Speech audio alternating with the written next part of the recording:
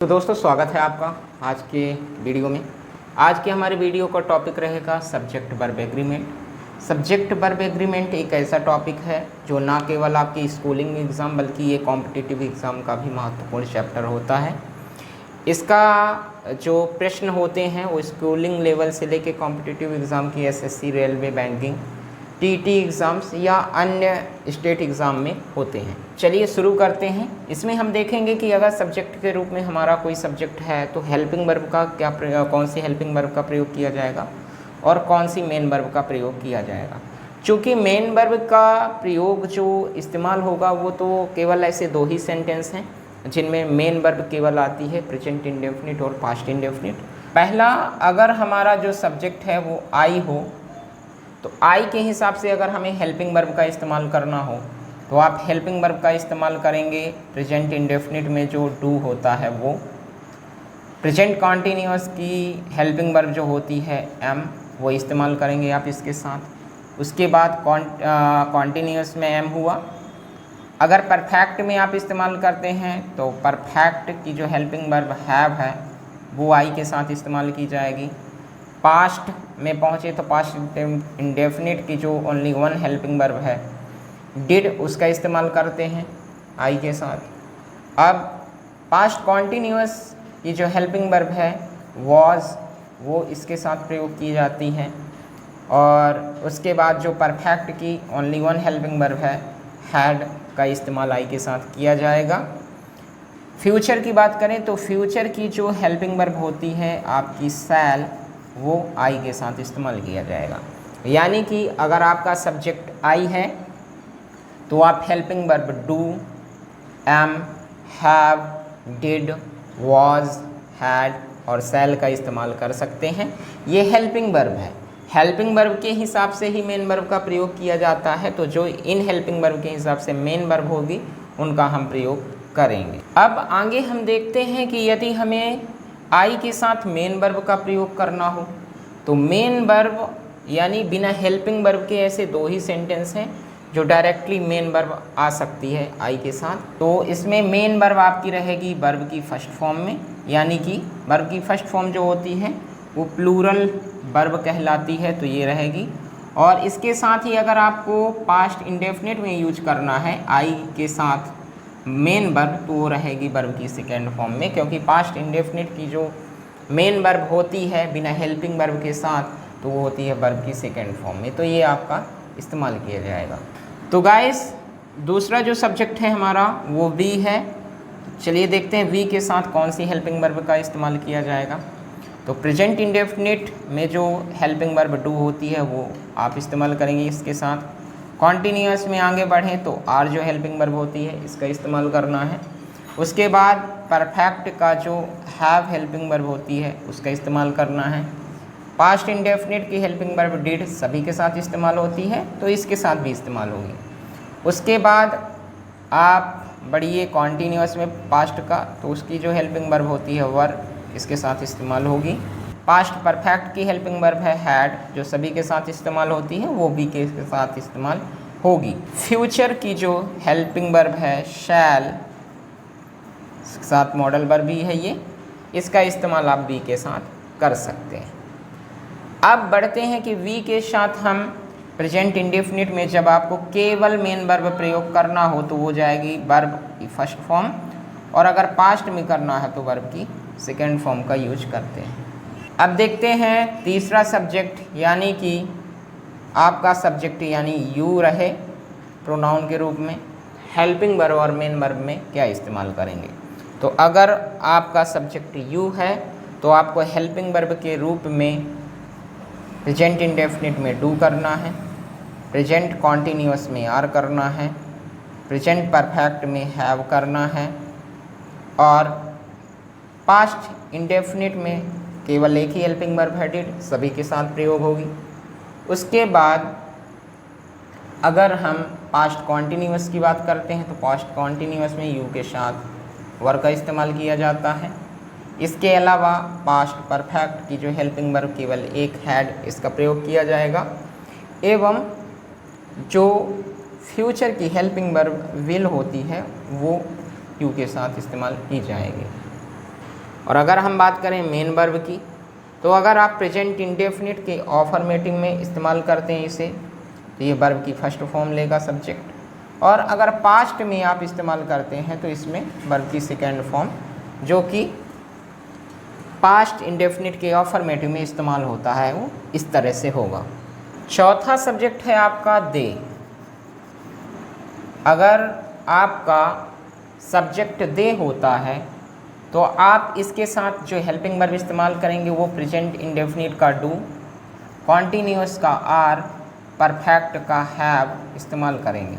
इसके साथ ही पास्ट में पास्ट इंडेफिनिट का डिड, जो केवल एक ही हेल्पिंग वर्ब होती है, वो इसके साथ प्रयोग होगी। पास्ट कॉन्टिन्यूस में जो वर्ब होता है वो दे के साथ इस्तेमाल होता है।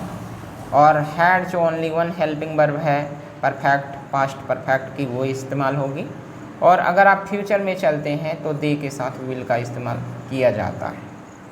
अब बात करें मेन वर्ब की, तो अगर आप प्रेजेंट इंडेफिनिट बनाते हैं और प्रेजेंट इंडेफिनिट का अफर्मेटिव है, तभी तो केवल बिना हेल्पिंग वर्ब के इस्तेमाल की जाएगी, तो B1 का इस्तेमाल किया जाएगा। और यदि आप पास्ट का इंडेफिनिट का अफर्मेटिव बनाते हैं तो इसमें वर्ब की सेकेंड फॉर्म का इस्तेमाल किया जाएगा।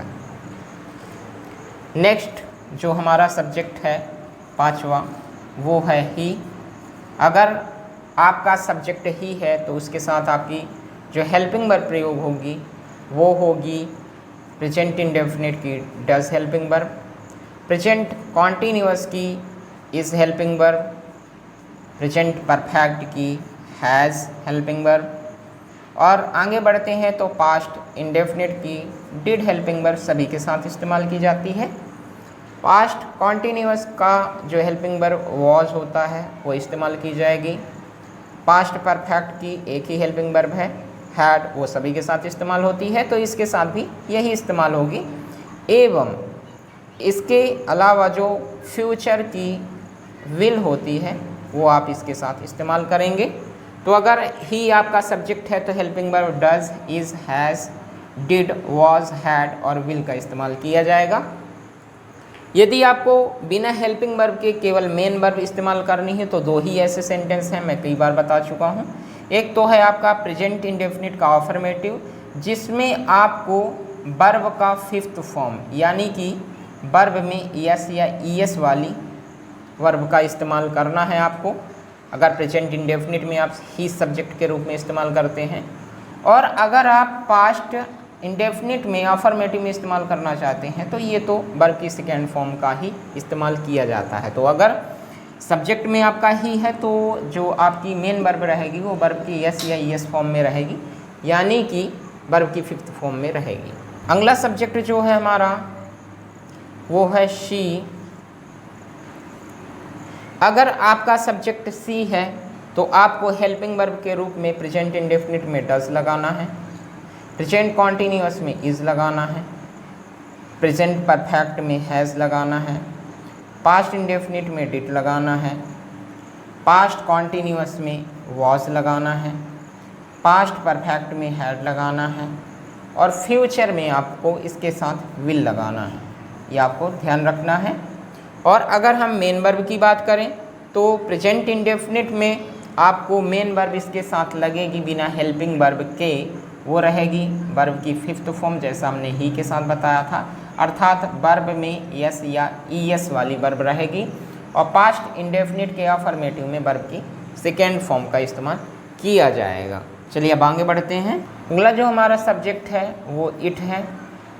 अगर इट के साथ आपको हेल्पिंग वर्ब का प्रयोग करना हो तो ये आपके प्रेजेंट इंडेफिनिट में डज हेल्पिंग वर्ब यूज़ होगी, प्रेजेंट कॉन्टिन्यूअस का इज़, प्रेजेंट परफेक्ट का हैज़ और पास्ट इंडेफिनिट का डिड जो केवल एक हेल्पिंग वर्ब है, पास्ट कॉन्टिन्यूअस का वॉज, पास्ट परफेक्ट का हैड हेल्पिंग वर्ब और फ्यूचर का आपको विल का इस्तेमाल इट के साथ करना है। और अगर आपको बिना हेल्पिंग वर्ब के यानी केवल मेन वर्ब का प्रयोग करना है तो फिर हमें इस्तेमाल करना होगा वर्ब की फिफ्थ फॉर्म का, यानी कि वर्ब में यस या ईएस का प्रयोग करना होगा आपको।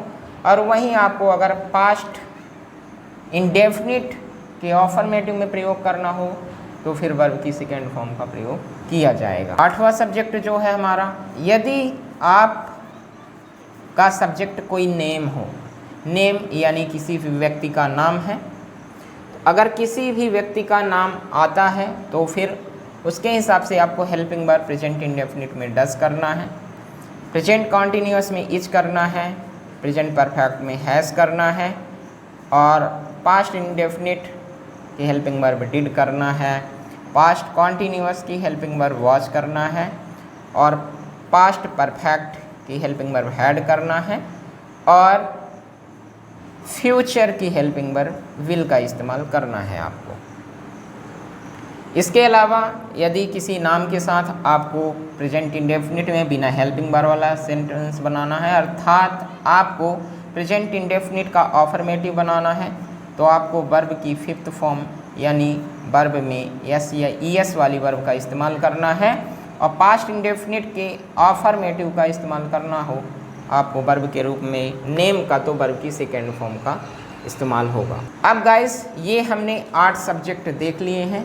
अगर ये 8 सब्जेक्ट आते हैं तो हेल्पिंग वर्ब के रूप में ये रहेंगी और मेन वर्ब के रूप में ये रहेंगी, लेकिन अगर हेल्पिंग वर्ब के साथ मेन वर्ब रहेगी तो मेन वर्ब ये नहीं रहेंगी। फिर अभी जो हमने आपको मेन वर्ब बताया है, ये बताया है जब केवल मेन वर्ब रहेगा सब्जेक्ट के साथ, वो ये रहेगा, और अगर हेल्पिंग वर्ब के साथ रहता है तो वो हम दूसरे वीडियो में जानेंगे कि अगर कौन सी हेल्पिंग वर्ब है तो मेन वर्ब कौन सा प्रयोग करना है। आई होप ये वीडियो आपको पसंद आया होगा। गाइस यदि आपको ये वीडियो पसंद आया है तो इसे लाइक और शेयर करना मत भूलिएगा। मिलते हैं अगले वीडियो में, तब तक के लिए बाय बाय, नमस्कार।